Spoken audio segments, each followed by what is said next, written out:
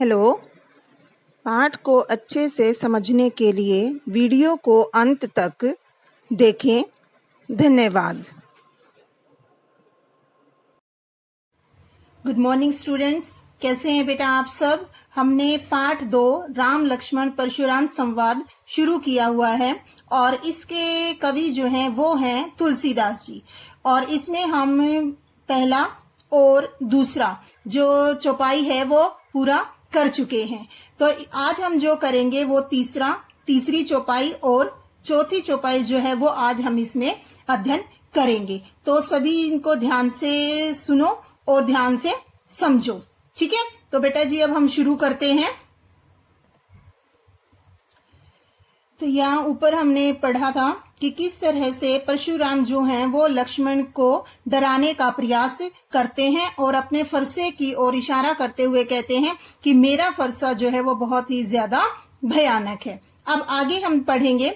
बिहसी लखनऊ बोले मृदु वाणी, लक्ष्मण ने हंसकर कोमल वाणी में कहा, अहो मुनीसी महाभट मानी। कि ओहो, मुनि तो अपने आप को महाभट योद्धा मानते हैं कि मुनि जो है अपने आप को महान योद्धा समझते हैं। पुनी पुनी मोही देखाओ कुठारू, बार बार मुझे कुठार यानी कि फरसा दिखा रहे हैं। चहत उड़ावन फूकी पहाड़ू, मतलब मुनि तो यहाँ पर चहत उड़ावन चाहते हैं उड़ाना, किसको? पहाड़ को फूंक मारकर। मतलब लक्ष्मण जो हैं वो कहते हैं कि मुझे बार बार फरसा दिखाकर अपने आप को महान योद्धा साबित करना चाहते हैं और ऐसा लग रहा है मानो ये पहाड़ को फूंक मारकर उड़ाना चाहते हैं। यहाँ कुम्हड़ बतिया कोऊ नाही, यहाँ पर कुम्हड़ बतिया कोई नहीं है। कुम्हड़ बतिया के भी यहाँ दो अर्थ है, एक तो फल होता है, ठीक है, उसके लिए आया है, और दूसरा आया है कमजोर व्यक्ति के लिए। तो यहाँ पर हम जैसे देखेंगे पाठ के अनुसार, तो यहाँ पर जो राम है या लक्ष्मण है ये कुम्हड़बतिया मतलब कमजोर व्यक्ति नहीं है। जे तर्जनी देखी मरी जाही, जिनको छोटी उंगली मतलब अंगूठे के साथ वाली उंगली दिखाकर डरा दिया जाए। या जैसे कहते हैं कि अगर फल के रूप में ले तो इसको अगर तर्जनी उंगली लगाते हैं तो ये फल जो है फूल वो नीचे गिर जाता है। और दूसरा अर्थ यहाँ राम लक्ष्मण के लिए ले तो यहाँ पर कोई भी कमजोर व्यक्ति नहीं है जो कि परशुराम जी से डर जाए। देखी कुठारू सरासन बाना, आगे लक्ष्मण जी क्या कह रहे हैं कि मैंने तो कुठार फरसा सरासन बाणा धनुष बाण, मैंने तो फरसा और धनुष बाण को देखकर मैं कुछ कहा सहित अभिमाना, अभिमान के साथ मैंने कुछ कह दिया। मतलब परशुराम जी के लिए बोल रहे हैं कि मैंने तो इनके हाथ में फरसा और धनुष बाण को देखकर अभिमान के साथ इन्हें कुछ कह दिया। भृगु सुत समुझी जनेऊ बुलेकु, एक तो भृगु कुलवंशी है मतलब ब्राह्मण है, दूसरा जनेऊ मतलब इन्होंने जनेऊ धारण किया हुआ है। जो कछु कहू सहो रिस रोकी, आगे लक्ष्मण जी क्या कहते हैं कि जो कुछ भी ये कहेंगे मैं उसे रिस रोकी क्रोध को रोक कर सुनूंगा। मतलब कि अगर परशुराम जी यहाँ पर कुछ और भी कहते हैं तो मैं अपने क्रोध को रोककर वो सब कुछ भी सहन कर लूंगा। ये लक्ष्मण के द्वारा कहा जाता है। सुर महिसुर हरिजन अरुगाऊ, अब आगे लक्ष्मण जी कहते हैं देवता पर, ब्राह्मण पर, हरिजन से अर्थ यहाँ भगवान के भक्तों से है, अरुगाई और गाय, हमरे कुल इन्हा पर न सुराई, सुराई वीरता कि हमारे कुल में इन पर वीरता नहीं दिखाई जाती। मतलब कि हम इनके साथ युद्ध नहीं करते। किन किन के साथ?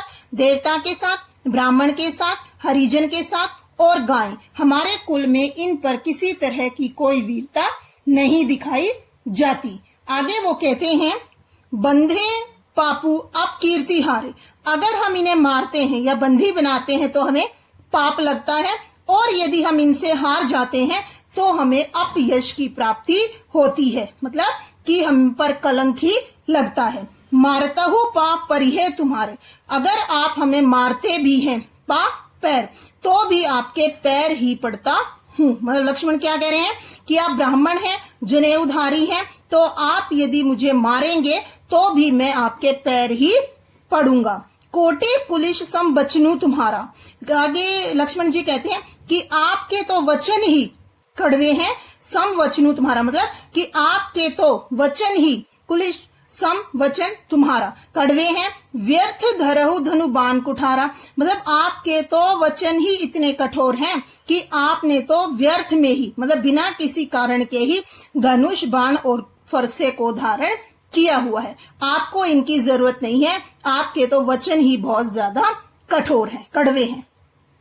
इसके बाद कहते हैं जो बिलो की अनुचित कहेउ क्षमहु महामुनि धीर। इसके बाद लक्ष्मण जी क्या कह रहे हैं कि जो बिलो की अनुचित, अगर मैंने फिर भी कुछ अनुचित बोल दिया है, कहेउ क्षमहु महामुनि धीर, कि आप महामुनि हैं, धैर्य धारण करने वाले हैं, मुझे क्षमा करें। सुनी सरोष भृगवंश मणि, ये सब सुनकर भृगवंशी रूपी मणि, कौन?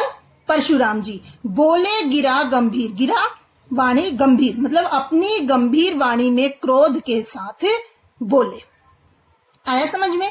मतलब इसमें जो है लक्ष्मण जी ने कहा है कि मुनि तो अपने आप को महान योद्धा समझते हैं और हमें फरसा दिखाकर डराने की कोशिश कर रहे हैं, जबकि यहाँ पर ऐसा कोई कमजोर व्यक्ति नहीं है जो इनकी बातों से डर जाए। और बाद में वो कहते हैं कि आप ब्राह्मण हैं और आप पर हम वीरता नहीं दिखा सकते, फिर भी अगर आपको लगे कि मैंने कुछ अनुचित कहा है तो मैं आपसे क्षमा मांगता हूं।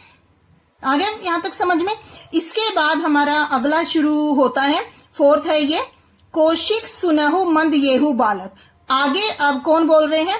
परशुराम जी बोल रहे हैं। कौशिक का अर्थ यहाँ किससे?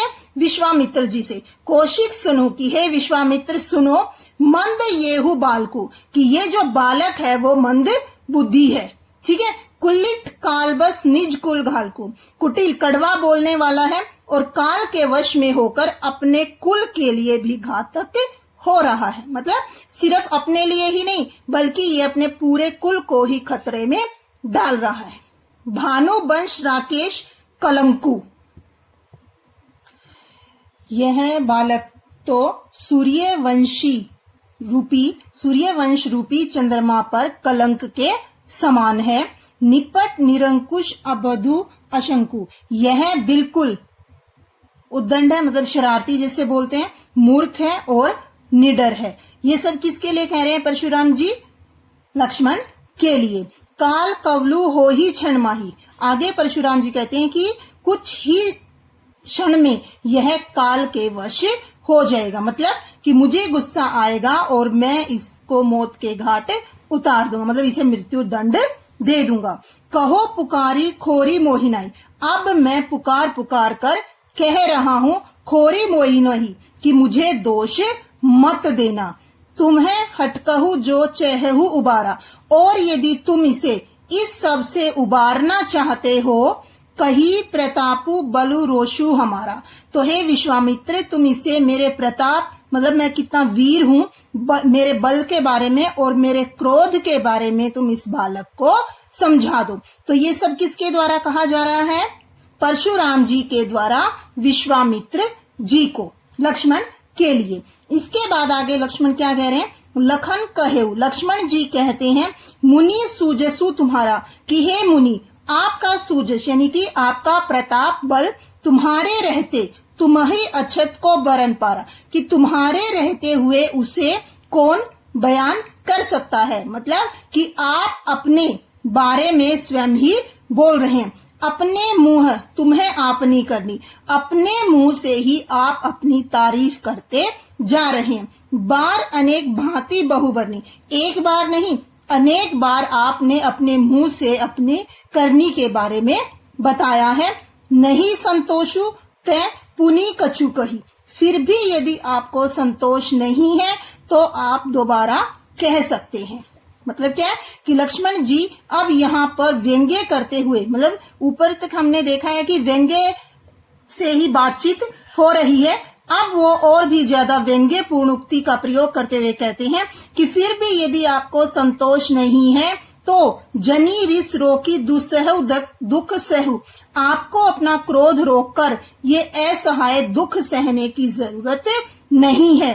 वीरवर्ती तुम है धीर अछोभा। वीरवर्ती यानी वीरता का व्रत धारण करने वाले, कि आप तो वीरता का व्रत धारण करने वाले हैं। तुम्हें धीर अछोभा, और तुम्हें धीरता जो है वो शोभा देती है, अधीरता नहीं। मतलब तुम्हें सहनशील होना चाहिए। गारी देते पावहु शोभा, और आप गाली देते हुए शोभा नहीं पाते हैं। तो मतलब क्या कह रहे हैं कि आप तो वीरता का व्रत धारण करने वाले, धैर्यवान और शोभ रहित है, मतलब बिना दुख के। गारी देत न पावहु शोभा, और गाली देते हुए आप किसी भी तरह से शोभा नहीं पाते हैं। इसके बाद आगे जो है वो कहते हैं, लक्ष्मण कह रहे हैं, सूर समर करनी करही कही न जनावहु आपू। कहते हैं सूर कि जो वीर होता है वो समर युद्ध भूमि में करनी करही करके दिखाता है, कही न जनावहु आपी, ना कि अपने आप बोलकर। कहने का मतलब क्या है कि जो वीर होते हैं वास्तव में वो युद्ध भूमि में अपनी वीरता दिखाते हैं, ना कि अपने मुंह से बोलकर। विद्यमान रण पाई रिपु, और जो रणभूमि में रिपु शत्रु को पाकर कायर कतही प्रतापु, जो कायर होते हैं वही अपने प्रताप की, मतलब अपने बल की, अपनी वीरता की बातें करते हैं, कि शत्रु सामने है तो वो अपने बल की, अपने प्रताप की डींगे मारते रहते हैं। और ये काम किसका होता है? कायर व्यक्तियों का। मतलब जो सहनशील व्यक्ति होते हैं वो युद्ध भूमि में अपनी वीरता दिखाते हैं, किसी के सामने ऐसे बोलकर नहीं। ठीक है, आगे आपको यहां तक समझ में। आज हमने ये 2 किए हैं इसके पाठ 2 के, तो आगे जो 2 और रह गए हैं वो हम अगली वीडियो में करेंगे। ठीक है बेटा जी, तो इसमें भी वही चीज है जो हमने पहले 2 में की है। अवधि भाषा का प्रयोग है, ठीक है, वीर रस का प्रयोग है, ओज गुण है, और कवि ने, ठीक है, व्यंग्य उक्ति के माध्यम से इसमें हम सारी बातें जो है उनके संवाद वो देख रहे हैं, लक्ष्मण और परशुराम जी के। ठीक है, तो उम्मीद है आपको ये समझ में आया होगा। और फिर भी अगर आपको लगे कि कोई चीज आपको समझ में नहीं आ रही है तो आप मेरे से पूछ सकते हैं। धन्यवाद।